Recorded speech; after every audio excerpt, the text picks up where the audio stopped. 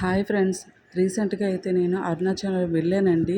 నాకు అక్కడికి వెళ్ళగానే ఎంతో పాజిటివ్ వైబ్ తోటి నాకు ఏదో శక్తి నాకు నడిపిస్తుంది అన్న ఒక నమ్మకంతోనైతే నేను ఆ 14 కిలోమీటర్ల గిరి ప్రదక్షిణ అనేది మొదలుపెట్టానండి. త్రోవ అంతా కూడా మనకి సాధువులు అలాగని చాలామంది అసలు ఎంత ఏజ్ పర్సన్ అయినా సరే మనకి వాళ్ళని చూసి మనకి ఇన్‌స్పైర్ అనిపిస్తది. వాళ్ళు నడిచేటప్పుడు మనం ఎందుకు నడవలేమా అని. కానీ ఏదో శక్తి ఆ పరమశివుడే మనకి వెనక ఉండి నడిపిస్తున్నట్టుగాన చాలా పాజిటివ్ వైబ్ తోటి అనిపిస్తుంటుంది.